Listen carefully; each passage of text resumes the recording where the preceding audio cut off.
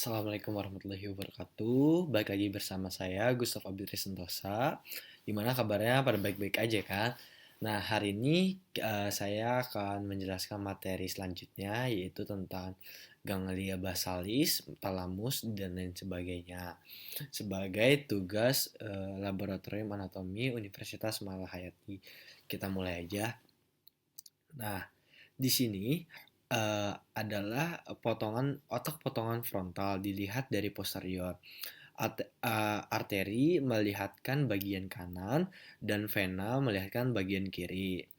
Ganglia basalis dipasok oleh cabang-cabang arteri cerebri media memberi percabangan ke arteria centralis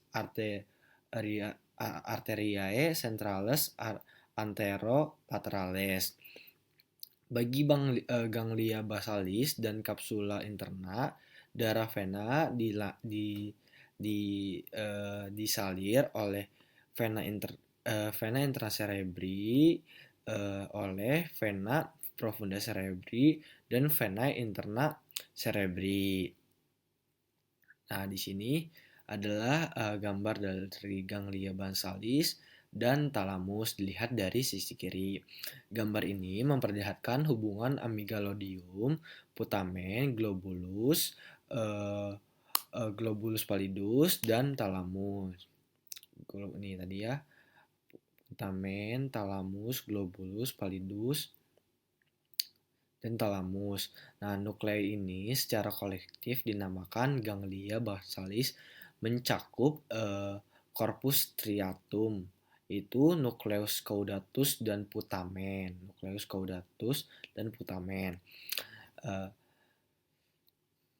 Dan globus pallidus serta nukleus subthalamicus. Nah, iya. Ganglia basalis merupakan bagian integral dari berbagai macam lengkung umpan balik kortikal, yaitu korteks ganglia basalis talamus korteks, dan berpartisipasi dalam keluaran motorik dari korteks. Fungsi utama mereka yaitu memodulasi aktivitas motorik kekuatan arah rentang gerak.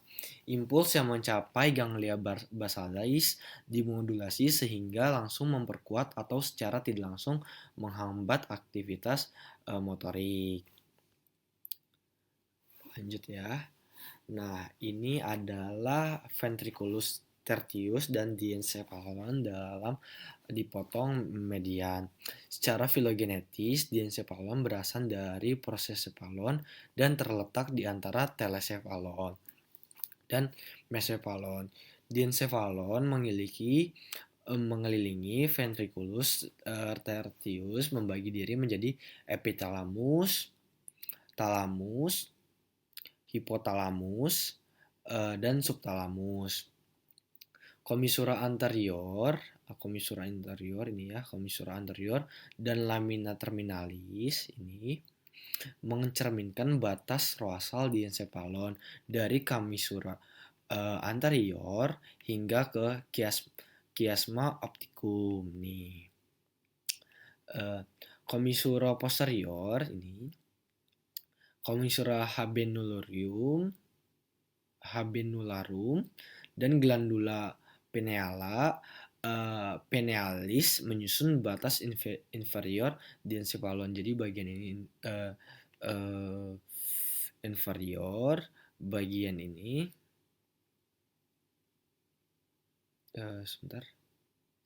bagian ini anterior begitu. Oke, ini adalah sirkuit saraf yang melibatkan pengaturan glandula pinealis. Skema potongan median. Epithalamus tersusun atas striae medullaris thalami, habenulae, nucleu habenulae, commissura habenularum, commissura posterior, area protectalis, dan glandula pinealis. Produksi melaton di dalam pinealosit, glandula pinealis dipengaruhi oleh cahaya. Melatonin merupakan regulator irama sirkadian yang sangat penting dan bekerja dengan memengaruhi fungsi organ endokrin lain. Selain itu, melatonin bekerja di nukleus suprachiasmaticus dan melalui lengkung umpan balik memodulasi peran dalam sinkronisasi irama endogen dengan irama lingkungannya.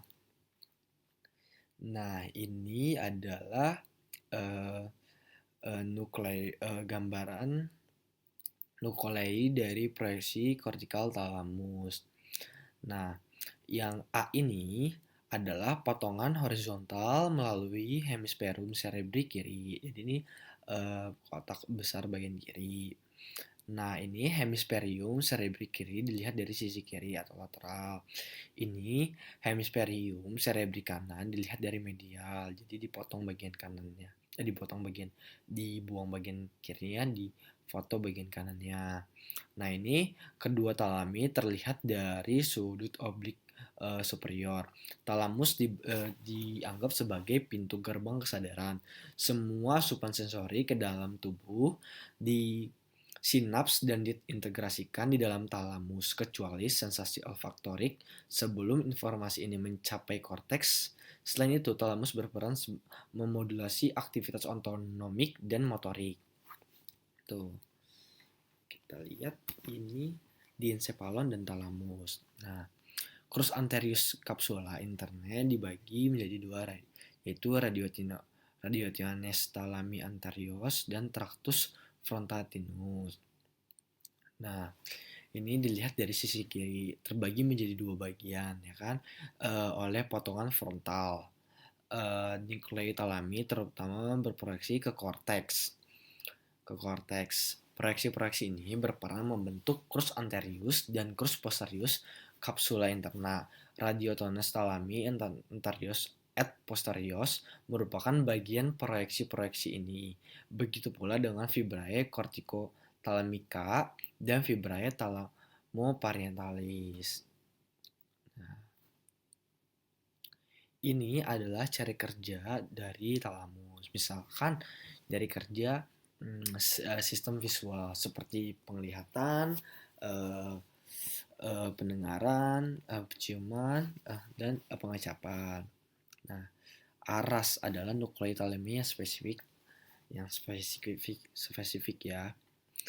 Jadi ini saat kita merasakan, ini bakal dihantar oleh talamus dan mencapai korteks ini. Jadi apa loh yang harus kita lakukan? Kayak misalkan bisa kita merasakan mencium, jilat gitu, merasakan pengecapan,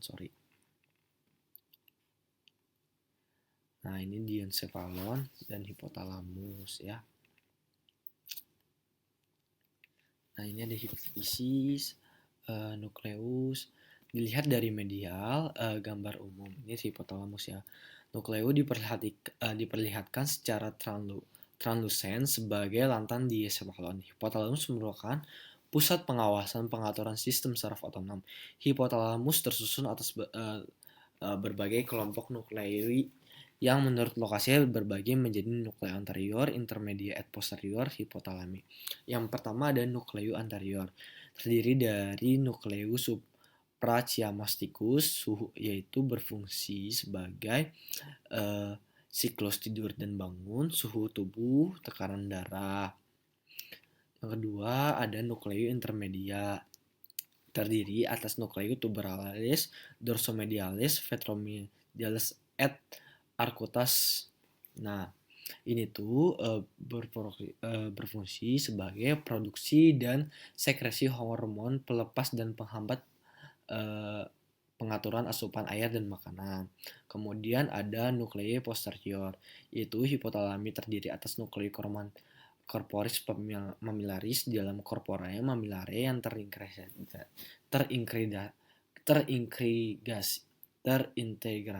ke dalam sistem limbik karena mendapat serabut aferen. Nuklei ini memodulasi fungsi seks dan berperan penting dalam aktivitas yang terkait dengan ikatan dan emosi. Oke, kemudian mesencephalon.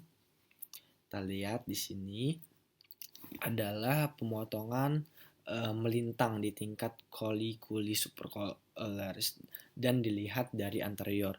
Mesenpalon terdiri dari basis tegmentum, tectum mesencepali, tegmentum dan basis secara bersamaan disebut pendiculus cerebri.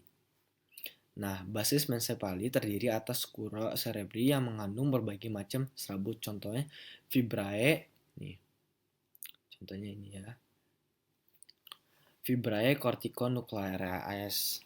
Tegmentum mesencepali terdiri atas substantia grisarea centralis yang mengelilingi aqueductus mesencepali, berpartisipasi dalam penanaman nyeri dan pusat, memfasilitasi refleks ketakutan dan menghindar, mengatur proses saraf otonom dan substansia nigra yang merupakan bagian dari ganglia basalis. Nah, ini mesencephalon dan diencephalon. Nah, dilihat dari inforium. Setelah truncus encephalii dipotong secara oblik, gambar ini memperlihatkan pembagian mesencephalon menjadi basis tegmentum, tectum mesencepali. Struktur-struktur truncus encephalii yang jelas berbeda satu sama lain, meliputi substansi nigra, nukleus, rubber, dan aqueductus mesencepali yang dikelilingi oleh substansia grisea centralis. Substansia nigra membagi diri menjadi pars reticulus dan pars compacta. Nah, ini ada catatan yang penting. Kalian pernah melihat yang baru-baru sekarang itu adanya penyakit Parkinson yang orang tua itu, yang katanya disembuhkan oleh marijuana. Nah, penyakit Parkinson adalah sintesis dopamin yang jauh berkurang, khususnya di dalam substansi nigra. Berkurangnya dopamin mencetuskan timbulnya satu sindrom paralisis agitans, yaitu kelumpuhan gemetar yang kita lihat di Instagram gitu kan. Dia kan gemetar gitu ya, yang ditandai oleh hiponeksis, rigor, dan tremor istirahat. Selain itu, penderita sindrom ini mengalami peningkatan sekresi saliva. Maksudnya sekresi saliva yaitu peningkatan sekresi air ludah, air mata, keringat, dan sebum. Selain itu, pemerintah memperlihatkan gangguan kognitif dan mood. Penyakit Parkinson memengaruhi sekitar 1% individu berusia di atas 60 tahun. Penyakit ini menyerupai Parkinson dapat muncul setelah encephalitis, inoksia, terapi obatnya psikotropika jangka panjang. Kayaknya dikasih marijuana kan, katanya sih marijuana tuh obat menenang kan, soalnya psikotropika itu adalah salah satu obat menenang. Mungkin segitu saja dari saya. Mohon maaf bila ada salah-salah kata, salah-salah penyebutan nama Latin. Saya juga masih belajar. Jangan lupa like ya teman-teman ya. Saya akhiri. Assalamualaikum warahmatullahi wabarakatuh.